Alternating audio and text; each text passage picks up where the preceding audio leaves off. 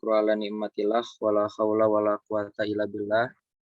Asyhadu an la ilaha illallah wahdahu la syarikalah wa asyhadu anna Muhammadan abduhu wa rasuluhu ladzi la nabiyya ba'dah, amma ba'd. Rabbi shrah li sadri wa yassir li amri wahlul 'uqdatam min lisani yafqahu qawli. Faqala Allahu ta'ala fil Qur'anil Karim, a'udzu billahi minasyaitonir rajim, walladzina yarmunal muhsanati tsumma lam ya'tu bi arba'ati syuhada fajliduhum samanina jaldah wala taqbalu lahum syahadatan abada wa ulaika humul fasikun alayah. Alhamdulillah, puji serta syukur adalah kita panjatkan kepada Zat yang Maha Ghafur.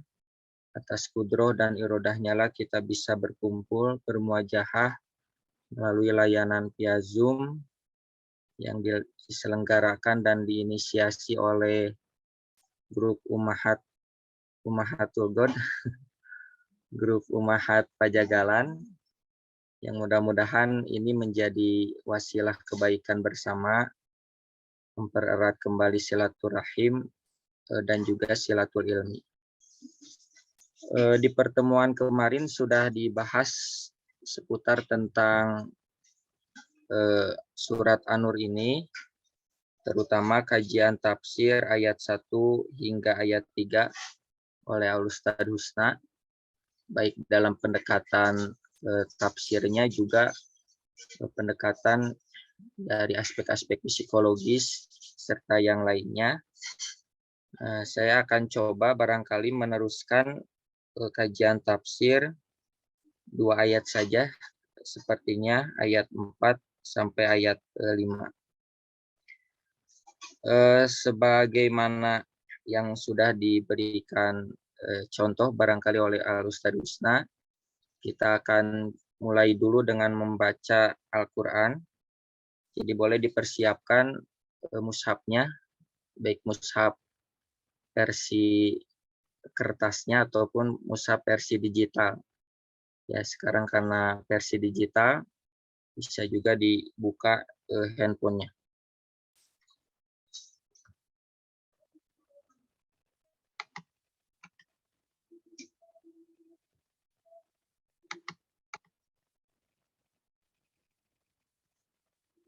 Baik ya, kita akan baca saja barangkali ayat ke-4 sampai ayat ke-5, meneruskan apa yang telah dibacakan oleh Al-Ustadz Husna. A'udzu billahi minasy syaithanir rajim. A'udzu billahi minasy syaithanir rajim.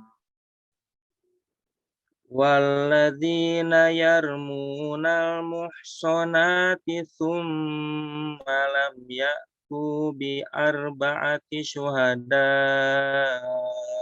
fajliduhum والذين يرمون المحصنات ثم لم يأتوا بأربعة شهداء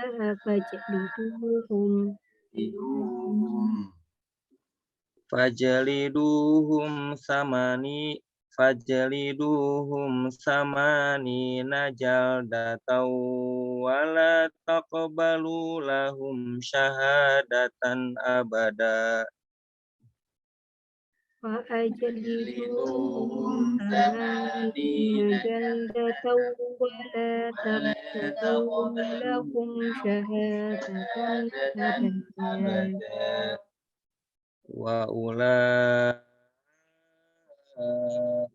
humul fasikun. وأولئك هم الفاسقون Illal ladzina tabu min ba'di dzalika wa aslahu. إلا الذين تابوا من بعد ذلك وأصلحوا wa aslahu fa innallaha ghafurur rahim. وأصلحوا فإن الله غفور رحيم. Baik, terima kasih Iwatu Iman rahimani wa rahimakumullah sudah mengikuti tilawahnya secara berjamaah. Kita akan coba masuk menafsirkan ayat 3 dan ayat 4, tapi sebagai pertemuan awal dengan saya seperti biasa akan coba dulu masuk kepada prolog untuk memetakan kajian tafsir surat An-Nur ayat 4 ke 5 yang kemudian diberikan judul hukuman bagi tuduhan perzinahan. Kalau kita lihat profil dari surat An-Nur ini, setidaknya ada 3 yang akan coba saya sampaikan. Pertama, ayat ini berjumlah 64. Kemudian surat An-Nur ini juga masuk dalam kategori surat Madaniyah. Ini perlu disampaikan karena antara surat Madaniyah serta surat Makkiyah itu memiliki karakteristik yang berbeda. Dan karakteristik ini diungkapkan oleh ulama-ulama yang concern di bidang ulumul Quran. Yang ketiga, fadilah atau keutamaan surat An-Nur. Nah, kita akan coba dulu masuk kepada jumlah surat An-Nur ini berjumlah 64 ayat. Apa saja sih 60 ayat ini tema-tema yang dibahas di dalamnya? Setidaknya kalau kita mengutip Wahbah Az-Zuhaili, nah ini yang tertera dalam tafsir Al-Munir bahwa di antaranya sebanyak 64 ayat itu ada beberapa tema yang dibahas dalam surat An-Nur. Yang pertama ayat 2 sampai ayat 10 itu membahas tentang hukum bagi pelaku zina, penuduh zina, dan kita akan masuk kepada yang kedua ini al-qadfu, al-qadaf, dan yang ketiga yaitu hukum li'an, melaknat, saling melaknat. Kemudian juga ayat 11 sampai ayat 20 itu membahas tentang tragedi kisah ifki yang menimpa Ummul Mukminin Aisyah radhiyallahu anha. Serta kemudian ayat 21 hingga 26 itu akan berbicara tentang etika dan adab dalam berinteraksi sosial serta hukum sebab akibat dalam teori sosial. Nanti akan disampaikan dalam ayat 21-26 yang dimaksud dengan sebab akibat dalam teori sosial itu seperti yang al-khobis ya, dengan al-khobisah, yang jelek dengan yang jelek, yang baik dengan yang baik. Itu adalah hukum sebab akibat dalam teori pernikahan atau dalam teori pergaulan. Ketika komunitasnya baik ya diisi dengan orang-orang yang baik. Demikian juga kalau komunitasnya buruk diisi dengan orang-orang yang buruk.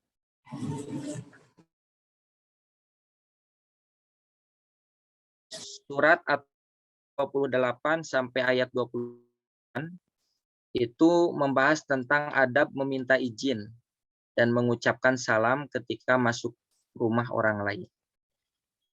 Juga terkait dengan perizinan ketika memasuki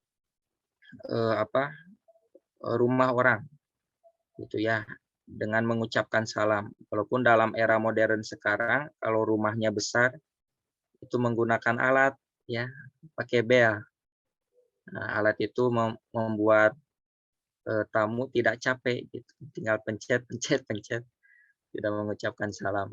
Itu fikih nawazilnya nanti akan ada. Kemudian juga ayat 30 sampai ayat 34, ini berbicara tentang menundukkan pandangan terhadap lawan jenis. Ya. Jadi ternyata surat An-Nur ini menginformasikan bahwa yang menundukkan pandangan itu bukan hanya kaum laki-laki kepada kaum perempuan. Tapi juga kaum perempuan ternyata dalam surat An-Nur tergoda dengan kaum laki-laki. Apalagi dalam konteks era milenial, kalau saya perhatikan kaula ini, para remaja hari ini, itu kalau saya sebut Kim Tae-hyung, wah luar biasa. Menjerit sekali, ya histeris. Beda kalau saya sebut dengan Kim Jong-un. Itu agak sedikit bermuka masam kalau Kim Jong-un itu. Nah, jadi ternyata harus juga perempuan ini menundukkan pandangannya kepada kaum laki-laki. Ini menunjukkan bukan hanya laki-laki tapi juga perempuan. Kemudian juga surat An-Nur ayat 34 hingga 40 itu membahas tentang filosofi surat An-Nur. Jadi kenapa dinamakan surat An-Nur? Nah, ini dari ayat ini. Dari ayat 35 hingga ayat 40 itu filosofi kenapa surat ini dinamakan surat An-Nur, dan kata-kata An-Nur itu ada pada ayat ini. Kemudian selanjutnya ayat 41 sampai ayat 46 itu berbicara tentang eksistensi Allah dan gambaran alam semesta. Lalu ayat 47 sampai 57 itu berbicara tentang karakteristik orang-orang munafik dan karakteristik orang-orang beriman. Ayat 58 sampai ayat 59 ini hukum meminta izin masuk rumah pada 3 waktu yang dilarang bagi hamba saya dan anak kecil. Jadi nanti ada waktu-waktu yang dilarang yang tidak boleh hamba saya anak kecil masuk, ya kecuali harus meminta izin. Di luar itu dibolehkan. Kenapa? Karena 3 waktu ini waktu-waktu di mana kalau dalam konteks suami istri itu sangat privasi. Jadi nggak boleh sembarang masuk lah. Tapi kalau di luar itu diperkenankan. Nah, yang terakhir ayat 60 sampai ayat 64 ini membahas seputar pergaulan di rumah, perizinan dan adab bergaul bersama Nabi Shallallahu Alaihi Wasallam. Itu peta konsep terkait dengan surat An-Nur. Jadi saya sudah sebutkan kisi-kisinya, lebih kurang seperti itu. Oleh Wabazuh kan kisi-kisi ini, cuman saya coba elaborasi saja dengan menganalisis langsung ayat berapanya. Jadi kalau dipetakan lebih kurang seperti ini terkait dengan profil surat An-Nur dari aspek jumlah ayatnya. Kemudian kita akan juga bahas tentang karakteristiknya. Nah, karena tadi sudah disebutkan di awal bahwa surat An-Nur ini masuk kategori surat-surat Madaniyah, maka tentu ada karakteristiknya. Nah, surat-surat Madaniyah ini kalau kita totalkan lebih kurang ada 20. Jadi mudah sekali. Kalau ingin menghafal ya silakan dihafal.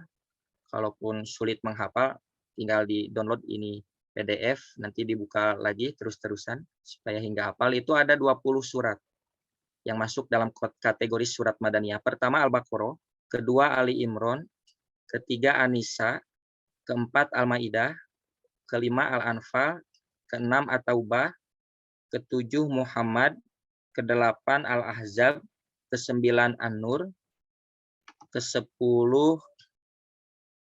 Al-Fat, ke-11 Al-Hujurat, ke-12 Al-Hadid, ke-13 Al-Mujadalah, ke-14 Al-Hasyr, ke-15 Al-Mumtahanah. Jadi bisa sambil ngemil gitu. Keberapa ya? Lagi tadi. Ada iklan dulu tadi. Ya, selanjutnya Al-Jumu'ah. Nah, kemudian Al-Munafikun, An-Nasr, nah ke-19 At-Tahrim, ke-20 At-Tolak. Begitu. Nah, tadi kan di PowerPoint sebelumnya ada surat An-Nur. Jadi surat An-Nur ini masuk dalam kelompok surat-surat Madaniyah. Apa sebenarnya yang membedakan karakteristik surat Madaniyah dengan surat Makkiyah oleh ulama ulama ulumul Quran itu dibahas. Ya, saya akan konsen membahas tentang karakteristik surat Madaniyah, walaupun nanti di sini tidak disebutkan bagaimana karakteristik surat Makkiyah. Ya, walaupun secara umum karakteristik surat Makkiyah itu berbicara tentang konteks-konteks akidah, fondasi keimanan. Makanya kenapa Nabi Shallallahu Alaihi Wasallam dalam kurun 13 tahun di Mekah, ayat-ayat yang turunnya itu ayat-ayat tentang tauhid, ayat-ayat tentang akidah, ayat-ayat tentang ideologis, karena memang jumlah orang-orang yang beriman di Mekah itu sedikit. Maka untuk membentuk loyalitas dalam teori sosial itu ya harus ada doktrin yang bersifat ideologis. Nah, makanya kenapa Persis sedari awal lahir itu pendekatannya emosional. Bahkan kemudian dibawa oleh Kiai Haji Abdurrahman itu pendekatannya pendekatan ideologis. Makanya kalau kita lihat generasi awal orang-orangnya itu dalam tanda kutip loyalitas atau fanatisme. Karena memang sejak itu Persis sedikit, kecil, nah, maka perlu ada kalimat-kalimat yang memang sifatnya loyal, bahkan cenderung ideologis gitu. Banyak sering digembar-gemborkan satu suara, satu usaha, satu suara, satu usaha. Ada lagi satu lagi ya, saya lupa lagi. Satu rasa. Nah, satu rasa, betul ya, itu rasa yang dilupakan. Nah, itu kan digembar-gemborkan. Jadi dalam konteks sosial memang apa ya? Kalau saya memahami begitu generasi awal itu. Tapi kalau saya perhatikan generasi sekarang itu lebih modernis, lebih moderat gitu ya. Dengan anak-anak NU, anak-anak Muhammadiyah itu berinteraksi gitu. Bahkan Kang Edwin itu bukan hanya dengan pemuda Muhammadiyah, pemuda NU bergaulnya. Hari ini dengan pemuda Katolik gitu. Saya pernah diajak waktu dulu ada kumpulan pemuda Katolik. Saya tanya dulu ada pemudi Katoliknya enggak? Biar nanti ada dakwah untuk masukkan ke pemudi Persis gitu. Bukan hanya ke pemuda Persis saja. Jadi begitu karakteristik surat-surat Makkiyah. Dan ini penting karena nanti ketika hijrah ke Madinah, konteks bahasanya sudah politis, sudah ekonomi, sudah berkaitan dengan teori-teori sosial, dengan sisi-sisi sosial. Bayangkan kalau para sahabat temanya sudah politik, yang terjadi hari ini politiknya politik pragmatis. Bisnisnya bukan bisnis berkaitan dengan teori ekonomi Islam, tapi bisnisnya bisnis bisnis yang memang mencari keuntungan sebanyak-banyaknya. Maka sebenarnya ya nanti teman-teman juga di lain waktu penting juga membahas tentang surat-surat yang turun di Makkiyah supaya tauhid kita, akidah kita juga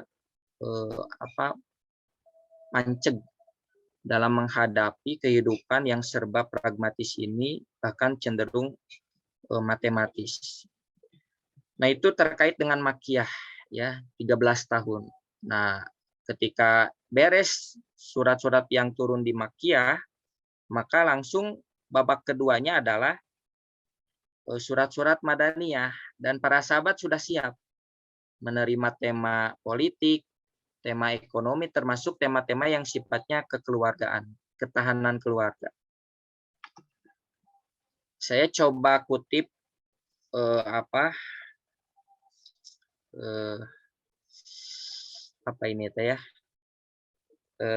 Manaul Qoton ya, Syekh Manaul Qoton dalam Mabahis fi Ulumil Quran, walaupun nanti sama juga kalau saya rujuk kepada Dirosat fi ilmil Quran karya Dr. Arumi, Fahd Arumi juga sama, lebih kurang, atau yang lainnya. Nah, cuman saya bernostalgia saja dulu waktu kuliah kajian bersama Al Ustadz Asep SN itu membahas tentang kitab Mabahis fi Ulumil Quran karya Manaul Qoton. Ada 4 kata beliau karakteristik umum surat Madaniyah. Yang pertama adalah bayanul ibadati wal muamalati wal hududi wa nidomil usroti wal mawarithi wa fadilatil jihadi wassalat wassilatil ijtimaiyati wal alaqati dauliyati fisalmi wal harbi wa qawaidil hukmi wa masaili tasyri.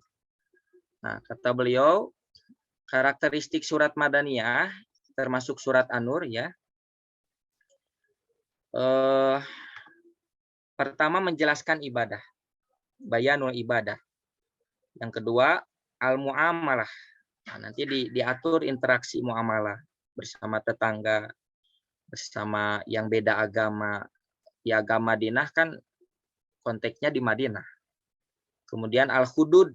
Nah, hukum had ini masuk dalam kategori surat An-Nur. Surat An-Nur ini berbicara tentang hukum had, tentang perzinahan juga ada, tentang hukum qadaf ya yang akan saya bahas hari ini. Kemudian tentang prinsip-prinsip berkeluarga, tentang ahli waris, tentang keutamaan jihad, kemudian juga tentang interaksi sosial. Jadi Islam itu tidak a priori tentang pergaulan sosial, enggak. Gitu. Jadi harus bersosial dengan siapapun itu. Nah, cuman harus siap saja gitu. Nah, persiapannya adalah 13 tahun digembleng tentang tauhid. Nah, di kita kadang tauhidnya belum siap, tapi aspek membangun jejaringnya sudah didahulukan. Makanya tidak sedikit yang maaf ya terwarnai gitu ya. Masuk ke lingkungan kuning, ikut jadi kuning, menguning. Masuk ke pergaulan merah, jadi memerah. Karena memang tidak pancing. Kemudian juga nanti berbicara tentang konsep kenegaraan, kemudian kaidah-kaidah hukum dan persoalan syariat lain. Kemudian selanjutnya, yang kedua,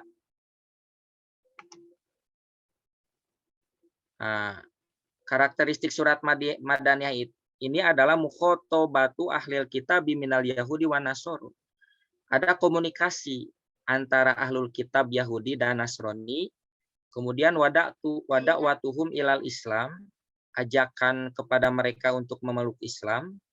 Wa bayanu tahrifihim likutubillah, juga menjelaskan bagaimana mereka merubah kitab-kitab Allah, Taurat dan Injil. Kemudian watajannihim alal haqi, bagaimana mereka menyelimuti atau menutup kebenaran. Kemudian wakhtilafihim min ba'di ma ja'ahumul ilmu bagian bainahum. Terjadi perdebatan di antara mereka setelah ilmu datang kepada mereka karena rasa benci atau rasa dengki mereka. Jadi yang kedua ini, surat-surat Madaniyah itu kalau tidak berbicara poin yang pertama, yang kedua akan terjadi komunikasi umat Islam dengan orang-orang Yahudi. Ini sebagai bentuk pedoman bagi kita kalau ingin berbicara tentang moderasi beragama. Nah, moderasi beragama jangan kebablasan, jangan teori-teori liberal dan sebagainya, sekuler dan sebagainya. Nah, itu mah ustadz lah yang akan lebih concern di bidang liberalisme, sekularisme dalam konteks ini. Kemudian yang selanjutnya, yang ketiga, yang keempat, karakteristik surat Al-Madaniyah ini adalah al-kashfu an sulukil munafikin, menyingkap tentang perilaku orang munafik. Nah, jadi tidak oleh Nabi ya saja terkait dengan bagaimana pembongkaran perilaku orang munafik, tapi dengan Al-Qur'an pun berbicara bagaimana perilaku mereka. Wa tahlili nafsiyatihim, juga akan menganalisis bagaimana kejiwaan mereka, psikologi mereka. apa ya tadi ya, orang munafik itu dalam pandangan psikologis ternyata ada gangguan mental mereka. Nah, cuman teorinya saja nanti Al-Ustadz juga yang akan membahas ya tentang teori-teori psikologis. Kemudian wa izahati satari an khiyab an khobayahum. Nah, kemudian juga akan menghilangkan tirai-tirai dari rahasia-rahasia mereka, wa bayani khotrihim aladin, dan akan juga dijelaskan bahaya ancaman mereka terhadap agama, merusak ya. Dulu kan ada senok ya, senok, saya sebut senok saja, kesananya sulit dibaca. Itu kan dalam konteks sejarah ya oleh Buya Hamka dan yang lainnya disebut sebagai orang munafik karena berubah tuh namanya, si senok itu jadi Abdul Ghaffar. Itu. Jadi mencoba menghancurkan umat Islam dari dalam. Nah, jadi memang yang sulit itu musuh dalam selimut. Itu sulit. Itu dikiranya teman, dikiranya sahabat, ternyata pengkhianat. Menyedihkan sekali ya. Kalau kisah-kisah drakor itu menyedihkan sekali. Tema-tema yang pengkhianatan dan sebagainya. Yang keempat juga tulul makoti'i wal ayati fi uslubin yuqarriru syariah wa yuwaddiha ahdafaha wa maromiha. Kemudian akan panjang lebar juga pembahasan dan ayat-ayat tentang gaya bahasa mereka yang ditegaskan oleh syariat dan dijelaskan tujuan serta maksud mereka. Jadi ada tuh gaya bahasa orang munafik. Dan ini bisa dianalisis dengan psikologi sastra ya. Kebetulan saya dengan Ustadz Husna juga S1-nya di sastra. Jadi membahas juga tentang psikologi sastra walaupun tidak di mata kuliah kan setahu saya. Tapi saya punya bukunya itu ya. Bagaimana bisa dari segi gejala-gejala kejiwaan itu bisa ditangkap dengan semiotik dari aspek kata begitu. Itu bisa.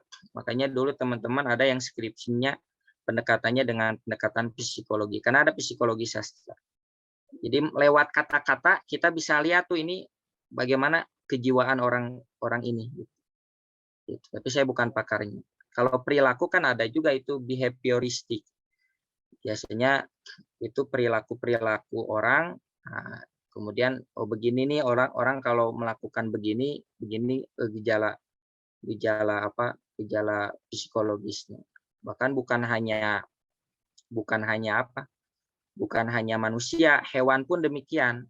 Ada gejala-gejala hewan dalam pendekatan perilaku hewan, dalam pendekatan behavioristik. Nah, psikologis barat itu mereka menggunakan laboratorium hewan. Ada teori punishment, teori reward itu bayangkan analisisnya analisis tikus. Jadi kalau tikus digebrak, takut kan? Nah, ada efek ternyata. Tikus kalau dikasih keju, nah itu ada respon. Nah, itu kan teorinya muncul punishment dan reward. Jadi bayangkan punishment dan reward itu ternyata dari tikus ya. Itu. Ya, betul. Ya, pemikiran seseorang juga bisa dilihat dari bagaimana dia mengatakan berucap. Jadi kata-kata itu merepresentasikan alam pikiran. Jadi juga saya harus hati-hati dalam berkata ya. Takut dibaca oleh waktu iman. Nah, itulah lebih kurang terkait dengan surat Madaniyah. Jadi An-Nur ini tidak akan jauh dari sana. Nah, di awal sudah dibahas tuntas oleh Al-Ustadz Husna bahwa yang kandungan pokok utama itu tentang kekeluargaan, tentang fondasi keluarga, qawaidul usroh. Nah, qawaidul usroh ini harus dijaga dan ancaman paling berbahaya dalam berkeluarga itu adalah perselingkuhan. Ya, bermain dengan selimut tetangga atau selimut-selimut yang lainnya. Nah, ini masuk dalam qawaidul usroh ya. Qawaidul usroh itu karakteristik surat Al-Madaniyah. Kemudian yang ketiga, ini masih prolog juga ya. Saya percepat saja. Nah, keutamaan surat An-Nur. Ini dalam kitab Syu'abul Iman karya Al-Baihaqi. Ini sanadnya saya sampaikan karena ada kritik terhadap sanad ini. Tapi isinya begini, ini matannya. Saya akan garis bawahi atau akan saya tebalkan. Ini dari Rasulullah Shallallahu Alaihi Wasallam. Alimu rijalakum suratal Maidah. Ajarkanlah anak-anak laki-laki kalian surat Al-Maidah.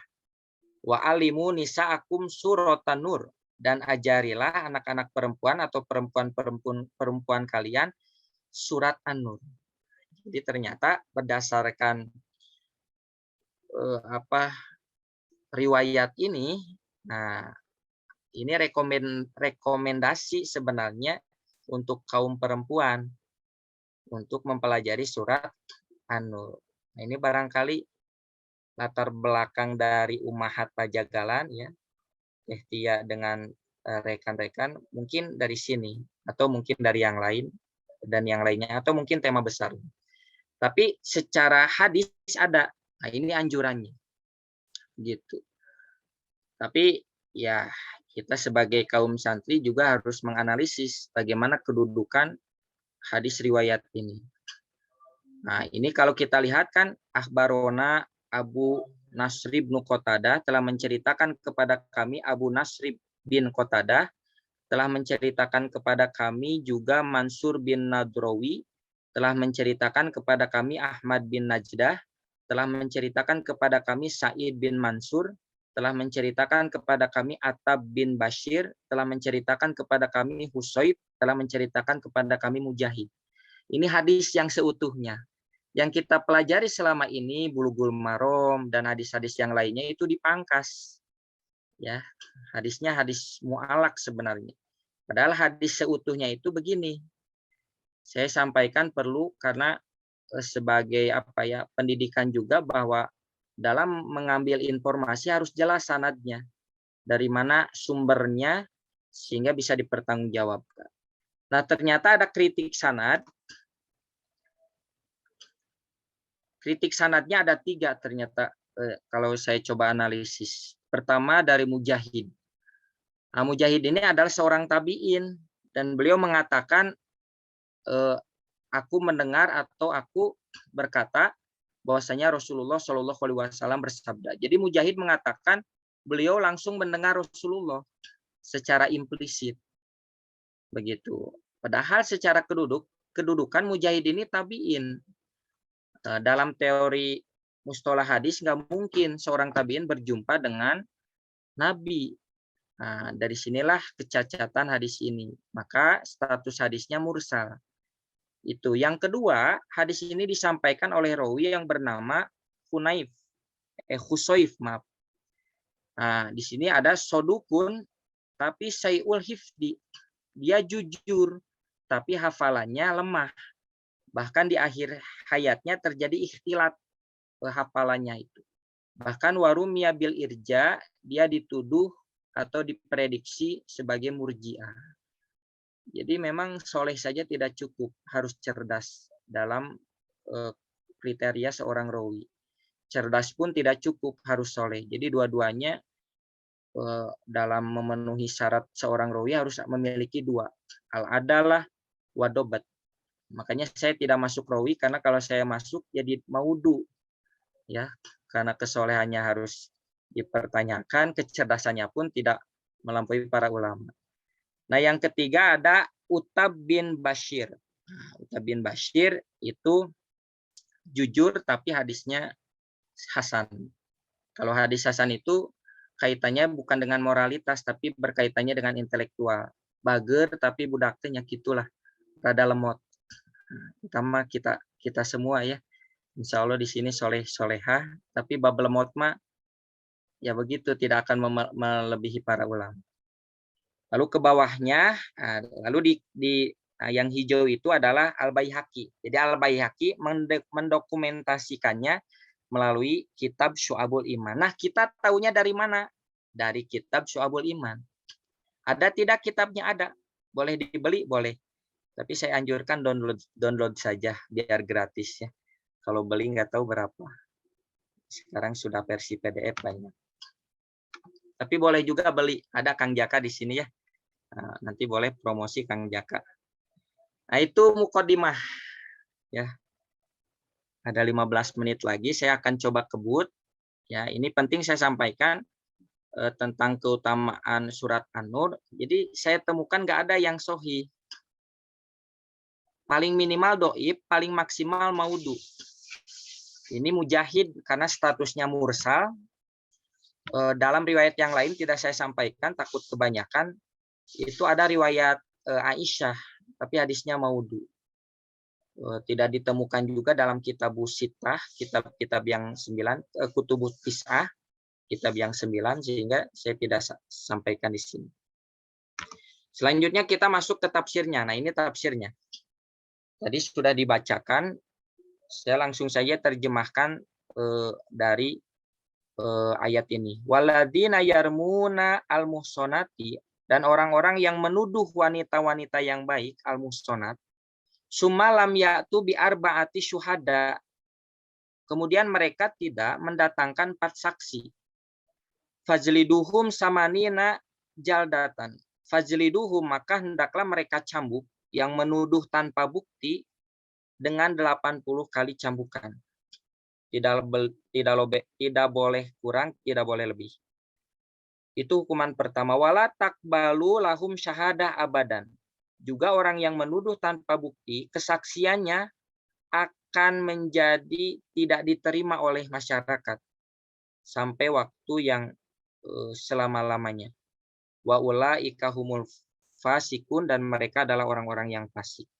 Ilaladina tabu, kecuali mereka yang telah bertobat mimba didalika, setelah itu wa aslahu, dan mereka memperbaiki diri, fa innallaha ghafurur rahim, sungguh Allah Maha Pengasih lagi Maha Penyayang. Apa itu al-qadfu, al-qadaf? Nah, ini kan kalau kita dalam perspektif fikih, ini bahasanya tentang tuduhan. Nah, secara bahasa itu adalah aromyu, melempar. Makanya ada dalam bahasa kita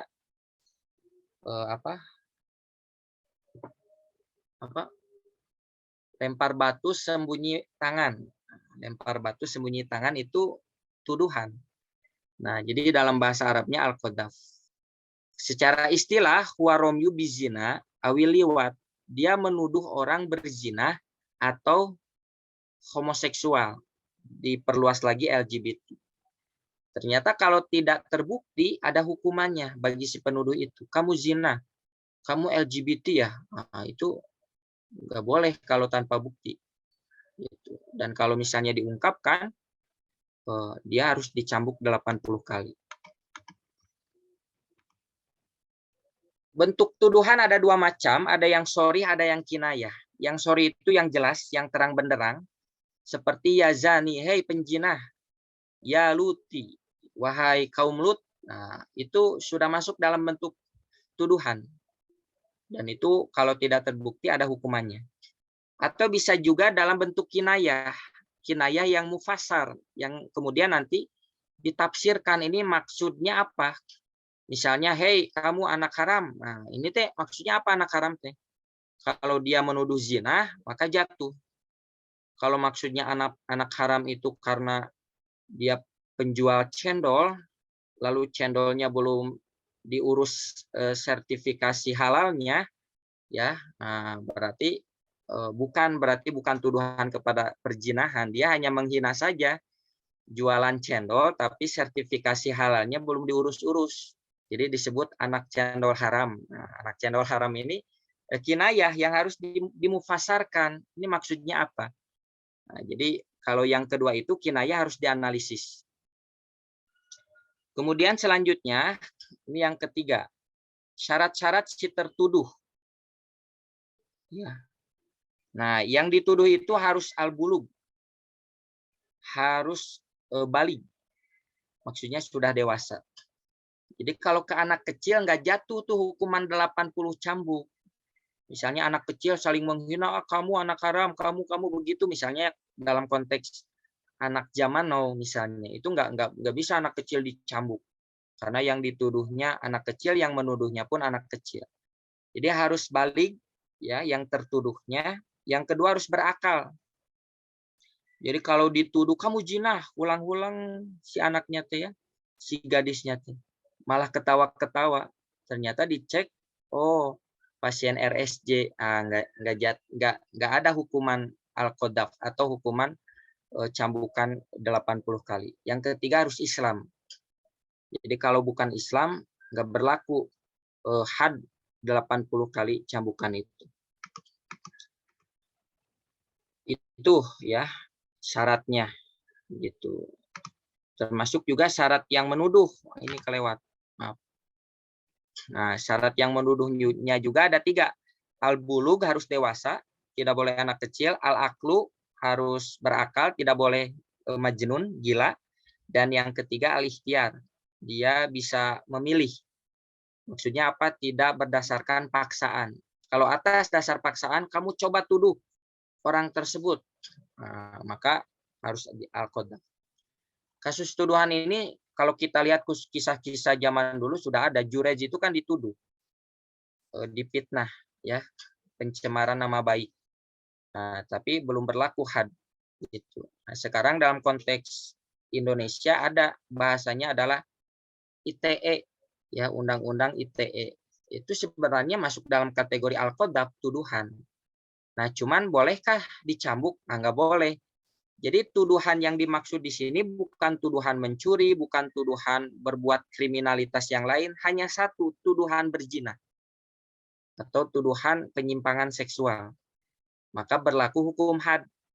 Selain itu nggak berlaku hukum had. Ya, kamu mencuri nggak boleh hukum had, walaupun misalnya tuduhannya tanpa bukti. Nah, kemudian selanjutnya saya coba menggunakan penjelasan Ibnu Katsir terkait dengan hukuman bagi si penuduh. Karena ayat 4, ayat 5 ini kan berbicara tentang hukuman si penuduh yang tidak mendatangkan saksi. Kata Ibnu Katsir, hadhil ayatul karimah fiha bayanu hukmi jildil qadi filil muhsanah. Wahyal khurratul baligho al-afifah. Ayat ini menjelaskan hukum cambuk bagi yang menuduh zina terhadap perempuan baik-baik, yaitu perempuan yang balik yang bisa menjaga kehormatannya. Kemudian, nah, faidakan al-maghduf rojulan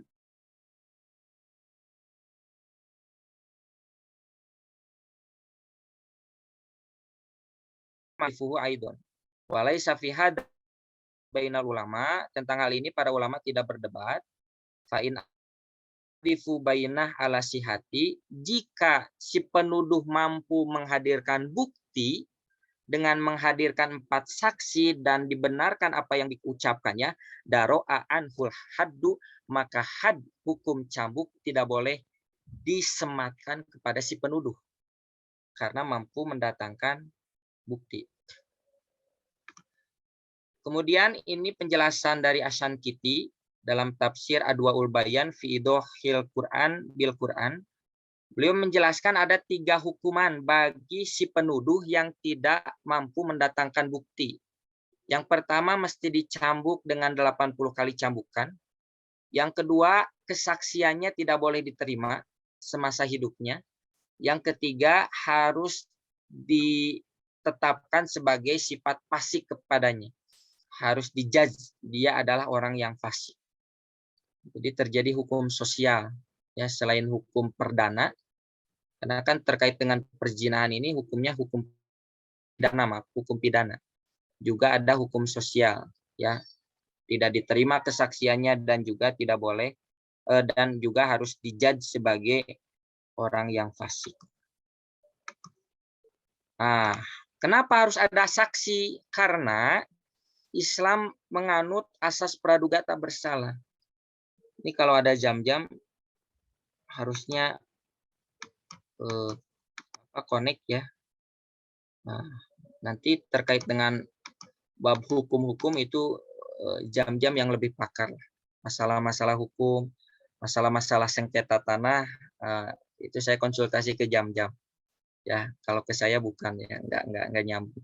Nah, itu ada dan itu tertuang dalam pasal 8 ayat 1 Undang-Undang Nomor 48 tahun 2009 tentang kekuasaan hakim dan penjelasan umum KUHP ya. Di sana ada pasal 8 tentang asas praduga tak bersalah. Teks aslinya begini. Saya pangkas saja, ini poin 8-nya. Setiap orang yang disangka, ditangkap, ditahan, dituntut, atau dihadapkan dengan pengadilan wajib dianggap tidak bersalah sebelum ada putusan. Ini juga mengajarkan kepada kita jangan dulu suudon. Ada orang yang tertangkap oleh polisi itu belum tentu terdakwa atau belum ditetapkan sebagai orang yang bersalah, baru bisa terdakwa atau tersangka. Nah, persepsi kita jangan langsung wah dia ya benar melakukan ini itu sudah melakukan kriminalitas. Padahal kalau kita lihat asas praduga tak bersalah, setiap orang yang baru ditangkap dan belum ada putusan pengadilan, jangan dulu dianggap dia salah. Biarkan saja pengadilan yang berbicara. Gitu. Kalau gosip ya barangkali ini mah jadi hukum sosial ya, membicarakan kok kenapa dan sebagainya. Tapi nggak boleh kita langsung menjudge, wah dia melakukan ini misalnya. Atau wah betul dia ternyata kumpul kebo.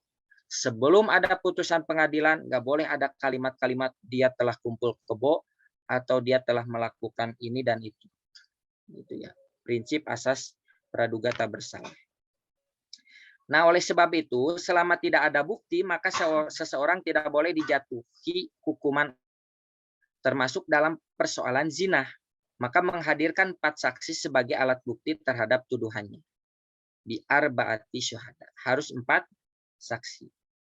Saya hampir seminggu ini merenung, bertanya kepada diri sendiri, juga bertanya kepada kitab-kitab Turos, bagaimana kalau tidak dengan 4 saksi? Kita ganti saja saksinya dengan CCTV. Karena kan sekarang eranya era digital. Ternyata ada jawabannya dari para ulama. CCTV sebagai alat bukti bolehkah? Atau handphone atau video? Nah, ini ada fatwa dari Darul Ifta Mesir. Intinya bagaimana? Saya sebutkan intinya saja berhubung waktu. Ternyata di sini ada mul i'timadi ala isbati zina bil wasailil hadisah. Tidak boleh berpegang kepada media-media kontemporer. Jadi hukumnya batal kalau menggunakan CCTV dan sebagainya. Kenapa? Karena itu tidak sejajar dengan dalil. Tidak bisa dianalogikan kepada dalil yang harus menghadirkan 4 saksi. Dan 4 saksi ini tidak bisa dikonvert dengan CCTV. Ya, saya coba merenung kok kenapa nggak bisa. Oh, ternyata kalau kita menggunakan CCTV bisa jadi kasusnya seperti Verdi Sambo. Alat buktinya dirusak. Begitu. Dan kalau dirusak, nggak bisa hukum CCTV dikenai hukuman had. CCTV-nya dicambuk 80 kali. Nah, yang nggak akan kesakitan. Nah, kalau dihadirkan 4 saksi, kemudian 4 saksi ini semuanya sama-sama kong kalingkong, sama-sama bermain dengan si pelaku, maka keempatannya akan terkena hukum had. Ternyata itu hikmahnya. Begitu, walaupun nanti di ujung fatwanya, kalau seandainya hakim memandang ada maslahah, boleh. Begitu. Nah, ini barangkali sudah jam 6 lebih terkait dengan bolehkah tidaknya. Dan ayat yang kelima, ila ladina tabu, kecuali mereka yang bertobat. Bagaimana kalau bertobat? Ulama berselisih pendapat. Kalau bertobat diterima oleh masyarakat, tapi kesaksiannya dan juga jad sebagai fasiknya tidak boleh lepas, tidak boleh hilang. Tapi kalau ada juga yang berpendapat seperti itu. Ada juga yang berpendapat kesaksiannya diterima, tapi jad sebagai sebagai fasiknya tidak boleh tidak boleh hilang. Baik, itu ya. Ini ada masuk pertanyaan ini. Boleh lebih dari jam 6? Boleh ya? Atau gimana? Boleh, Ustadz. nggak dibatasi sebetulnya waktunya. Oh begitu. Oh ya. Ini ada pertanyaan yang masuk, tapi kalau boleh yang langsung, boleh saya persilakan dulu yang langsung. Sebelum saya bacakan yang masuk ini, mudah-mudahan bisa jawab. Kalau tidak bisa jawab, ya seperti biasa ke Ustadz Husna. Izin bertanya, Ustadz. Ya, boleh. Bismillahirrahmanirrahim. Ini bertanya tentang sejauh mana saksi itu mengetahui apa adanya perjinahan itu, Ustadz. 4 orang saksi itu sampai menjadikan dia menjadi saksi kalau itu ada terjadi perjinahan itu, Ustadz. Baik.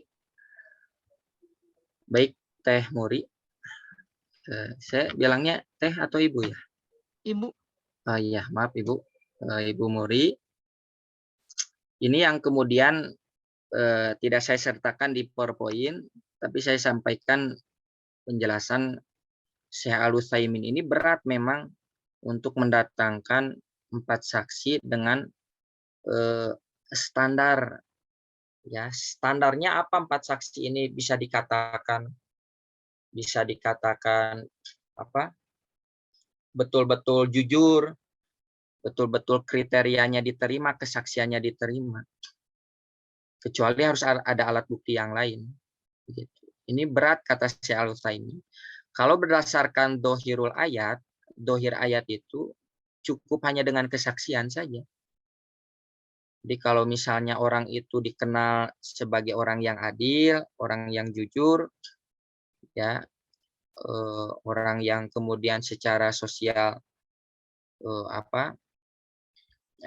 secara perilakunya baik dan jujur, maka Islam langsung menerimanya. Begitu. Selama 4 saksi ini betul ya, dan nanti masyarakat pun akan ikut menyaksikan bagaimana dengan 4 saksi ini. Begitu. Sebenarnya dalam hukum pidana hari ini itu hakim akan menerima apa ya, nanti istilah-istilah hukumnya saya belum pandai. Dari jaksa penuntut umum juga terdakwa, dua-duanya ada pembelaan. Begitu ya. Makanya ketika misalnya nanti ayat berikutnya, ayat 6 itu ada kasus begini, ayat ke-6 sampai selanjutnya itu ada suami yang tidak mampu membuktikan atau menghadirkan 4 saksi, karena kan ya ini perbuatan keji, masa harus disaksikan atau harus mengundang 4 saksi untuk menyaksikan. Nah, logikanya kan seperti itu. Tapi si suami ini bersikukuh bahwa istrinya betul-betul melakukan perzinahan. Ya. Walaupun dia misalnya tidak mendatangkan 4 saksi. Maka yang terjadi adalah li'an, saling melaknat. Seandainya kalau aku berdusta, kata suaminya, maka akan menimpa aku begini, begini, begini. Tapi sebaliknya kalau istri saya yang berdusta, maka akan menimpa begini, begini, begini. Nah, nanti akan ada alternatif hukum yang lainnya, hukum li'an, hukum melaknat. Jadi memang sulit kalau kita lihat alat ukur zohirnya ayat. Makanya dalam fatwa Darul Ifta, 4 saksi ini boleh didukung dengan alat bukti yang lainnya. Nah, nanti masalah hal mursalah ini ditetapkan oleh pengadilan. Nah, dalam konteks sekarang saya nggak tahu bagaimana konteks pengadilan Islam, karena di kita juga tidak semua mengadopsi pengadilan sistem hukum Islam. Jadi harus melihat bagaimana Mesir menerapkan hukuman terhadap ini atau yang lainnya. Tapi kalau lihat fatwanya, harus dengan 4 saksi dan boleh didukung dengan alat bukti yang lainnya kalau itu dipandang untuk membantu. Tapi 4 saksi itu cukup selama 4 saksi itu bisa adil. Standar adilnya apa? Masyarakat tahu orang ini, identitas orang ini, dan sebagainya. Kalau hari ini konteksnya apa? Ya nanti biar jaksa yang akan bertanya bagaimana berbohong dan tidaknya akan diuji, ya, uji oleh pengadilan. Jadi pengadilan pun ada 4 saksi, betul, udah diterima, enggak begitu juga. Nanti pengadilan akan membuktikan, cuman logika pembuktiannya saya kurang paham terhadap hukum sekarang. Begitu, Ibu. Syukran Ustaz. Afwan, Allahu a'lam. Baik. Selanjutnya, nah, saya bacakan dulu yang sudah masuk ya. Izin bertanya Ustadz, kalau di kampung ada yang hamil di luar nikah, kemudian tetangga berbincang-bincang dan mengatakan dia berzina sebelum nikah, padahal tidak menyaksikan zina, bagaimana menyikapinya? Nah, ini yang disebut dengan al-qadhaf. Ya, dari mana kita tahu dia berzina? Gitu. Jangan gara-gara es cendol teh di kalapaan, ngajendol teh aya bapaan. Bisa jadi mungkin bapaknya sedang keluar kota, sedang keluar negeri, keluar nagreg, atau kemana saja yang kebetulan tidak diketahui. Atau ini teh orang mana gitu ya, datang ke kampung kita, nah, kemudian terjadi. Atau mungkin nikahnya sedang masa pandemi, ya, sehingga sembunyi-sembunyi, tidak ada walimah, dan sebagainya. Jadi harus asas praduga tak bersalah ini harus dinomorsatukan. Walaupun mulut gatal untuk membicarakannya, menggunjingnya, tetap harus ditahan. Jadi apa ya, iyakum wadona itu betul sampai ke ranah hukum dalam Islam itu. Hati-hati terhadap dzon, karena itu akdabal hadis. Selama belum ada bukti, selama belum ada saksi bahwa ini proses dari perzinahan dan sebagainya, lebih baik diam saja. Ya, lebih baik diam saja. Karena begini, kalau sudah dibincangkan, nama baiknya akan tercemar. Siapa yang bertanggung jawab untuk mengembalikan nama baiknya? Begitu. Makanya ini kalau ada Om Mail ya, itu ada orang yang tertangkap, itu kan di kita sudah nama baiknya sudah tercemar. Orang yang ditangkap polisi saja itu sudah tercemar di kita, padahal kan belum tahu ini apakah betul kejadian atau tidak, tapi sanksi sosialnya sudah terkena. Nah, makanya kita sebagai masyarakat juga harus cerdas. Ketika ada yang tertangkap, jangan ada hukum sosial lalu dijudge dia bersalah sebelum pengadilan berbicara. Ada juga rumor di antara kami tentang kasus ini kasus itu. Ya, diam saja dulu. Nah, kalau putusan pengadilan, oh ternyata bersalah, dan dijatuhi hukuman berapa tahun dan sebagainya misalnya, nah baru kita mengiyakan. Selama belum ada putusan pengadilan, baik teman kita, sahabat kita, keluarga kita, siapapun itu juga tidak boleh. Begitu, Allahu a'lam bishawab. Ini dari Ibu atau Teh Teti dari Majalaya. Kemudian selanjutnya ini dari Teh EH ya, Teh TH atau Ibu TH. Jika pelakunya mengaku, apakah masih diperlukan 4 saksi atau bukti?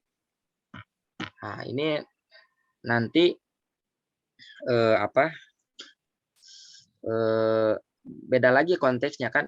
Ini konteksnya tentang tuduhan, bukan tentang pengakuan, gitu ya. Jadi kalau tentang pengakuan beda lagi nanti. Jadi kalau pengakuan ya bukan tuduhan. Jadi buat apa ada saksi?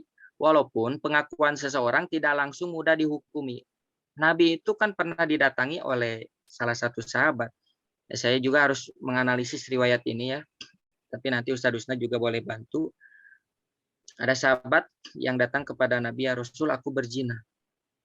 Nabi nggak langsung sini kamu aku cambuk, nggak langsung begitu. Nabi sampai bertanya-tanya berkali-kali untuk betul-betul memastikan. Nah, apalagi kan kalau dia sudah menikah, itu kan hukumnya jadi hukum rajam sampai mati. Dan nyawa seseorang kan nggak boleh mudah dihukum begitu saja. Jadi dalam teori hukum itu lebih baik salah menetapkan hukum kepada, lebih baik tidak menghukum orang yang salah padahal dia salah daripada menghukum orang yang salah padahal dia tidak salah. Jadi ada bukan klausul, ada ungkapan begini dalam hukum itu. Lebih baik salah menetapkan hukum ya kepada orang yang salah sehingga dia tidak dihukum. Jadi tidak menghukum kepada orang yang salah itu lebih baik daripada logika sebaliknya. Nabi kan ditanya, orang sahabat itu ditanya, betul kamu berzina? Ya Rasulullah, saya berzina. Mungkin belum berzina, itu mah baru muqaddimah. Sampai begitu Nabi, ya. Karena teori zina itu tidak semudah yang kita atau yang orang pandang gitu. Jadi zina mata bukan masuk kepada hukuman rajam dan cambuk 100 kali, enggak. Kalau misalnya masih pegang-pegangan, misalnya ya sahabat itu, atau masih rangkul-rangkulan, itu tidak masuk dalam kategori zina. Sampai Nabi terus bertanya-tanya sebelum betul-betul dijatuhi hukum. Atau barangkali coba datangkan, kalau kamu mengaku zina, siapa yang menjinahinya? Nah, itu mungkin kedua orang itu yang harus terlibat. Jadi nggak usah ada saksi, tinggal dibuktikan saja pengakuannya benar atau tidak. Kalau sekarang kan bisa dengan dengan apa itu teh? Ada tes DNA. Kalau betul-betul itu hasil perzinahan dan anaknya misalnya anak hasil zina. Itu Allahu a'lam bishawab. Kemudian selanjutnya, apa hukum had ini tetap berlaku walaupun negara tidak menganut hukum Islam? Jadi terkait dengan hukum Islam, baik had ataupun yang lainnya, itu hanya berlaku untuk hukum Islam. Dan yang boleh mengeksekusinya adalah amir, seorang pemimpin. Itu. Jadi kalau bukan pemimpin nggak boleh. Makanya wilayahnya wilayah daulah, wilayah kenegaraan. Jadi kalau di Islam di Indonesia tidak menganut hukum ini, maka nggak boleh. Gitu ya, nggak boleh diterapkan di negara yang bukan menganut hukum Islam. Walaupun di kita itu ada juga hak-hak istimewa. Misalnya Aceh, daerah istimewa, atau misalnya Jogja. Nggak tahu Jogja punya, termasuk daerah istimewa juga, dia punya sistem kenegaraan sendiri. Nah, di Aceh karena masuk ke negara wilayah daerah istimewa, dia punya hukum tersendiri. Yang tidak sholat Jumat saja kan itu digerebek gitu ya. Sampai ada oleh satpolnya itu dicari, toko-toko harus tutup dan sebagainya. Kalau di Bandung kan nggak kayak gitu ya. Di Bandung yang Jumatan, yang di warteg gitu. Nah, tapi yang di warteg jangan suudon juga tuh Jumatan. Bisa tapi jamaah Persis. Dalam Persis kan ada putusan Dewan Nisbah, boleh tidak Jumat bagi yang sapar. Sehingga namanya pemuda Persis di warteg tuh yang sedang sapar begitu.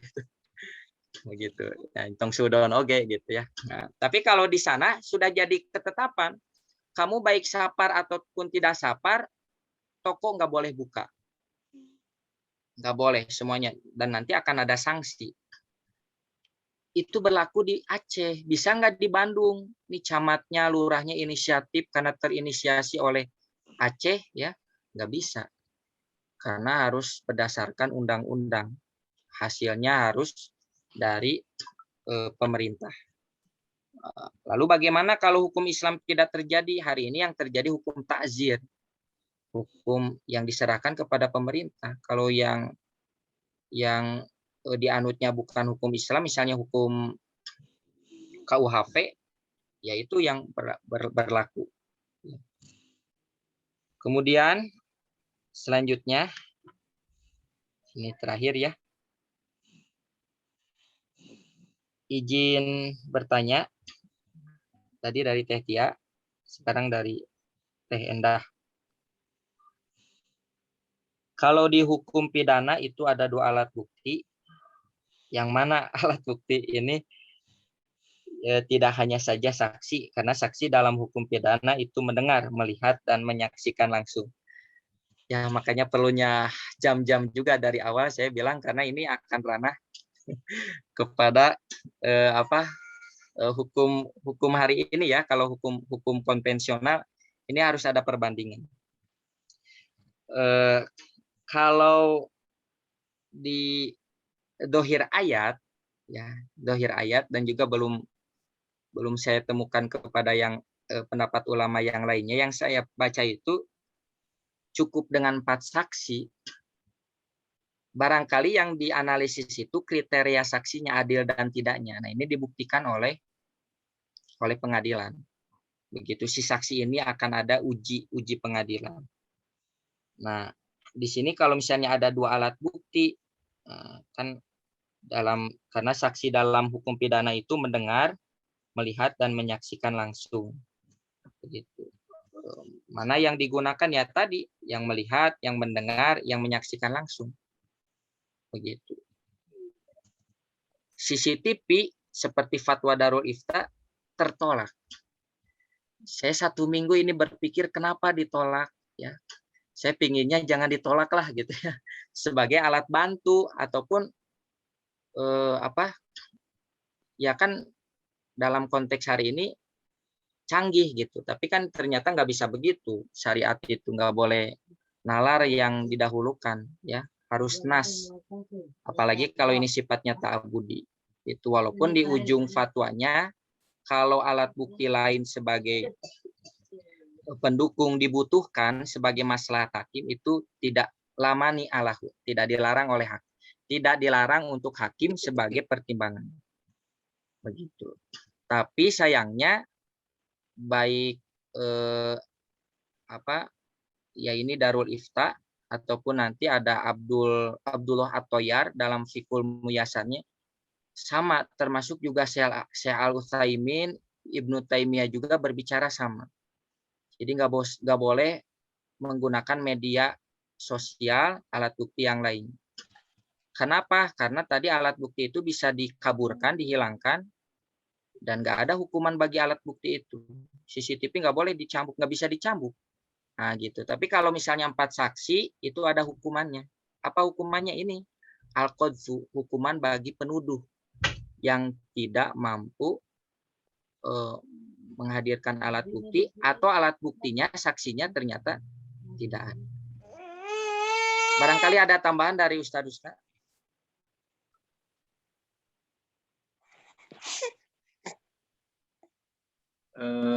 Konteks hadis yang tadi kan itu menarik. Nabi kan menyuruh bukan hanya bertanya apakah benar, tapi malah menyuruh pulang bagi orang yang berzina datang kepada Nabi.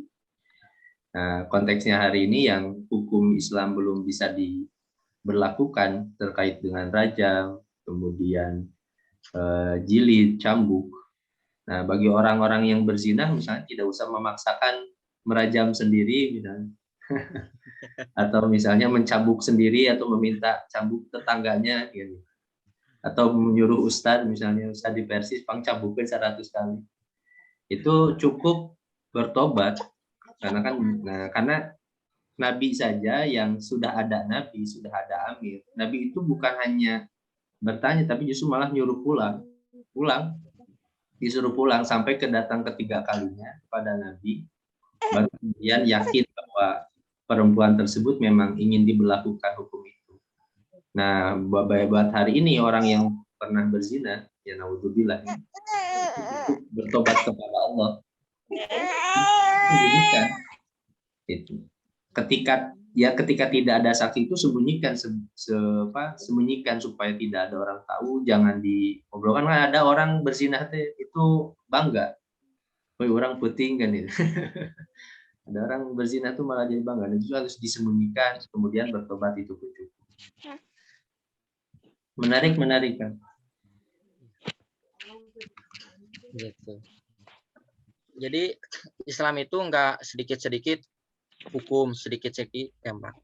Karena ya itu yang kalau salah menghukum udah dirajam, ternyata dia tidak berzina. Padahal sudah wafat. Bagaimana cara menghidupkannya? Kan berabe. Dia nggak bisa hidup kembali gitu. Mending kalau dicambuk ada medis gitu ya, bisa ini. Kalau dirajam mati kan 45 nggak menit. bisa. Berapa? Begitu. Itu. Satu lagi ada yang berkaitan dengan penggerebekan, ya itu sebagai saksi dibolehkan sebenarnya, walaupun nanti ada adabnya, etikanya. Kalau misalnya digerebek itu nggak boleh sendiri ya, harus bawalah yang akhwatnya, yang perempuannya untuk menutup aurat itu. Karena kalau secara bebas ya tidak dilindungi si pelaku kemaksiatan itu ya bahaya juga, jadi tontonan bersama. Ya, tapi yang zinahnya tidak beradab itu kan. Iya begitu. Tidak beradab. Tidak beradab ya zina. Iya. Ya kalau saya lihat di polisi itu ada polisi perempuan. Jadi kalau digerebek itu si polisi perempuan itu sudah menyiapkan selimut. Jadi langsung ditutupi begitulah. Nah, kita atau pemuda Persis tong seseleket ya sebagai ingin membuktikan, udahlah ada yang berwenang misalnya atau dilaporkan saja.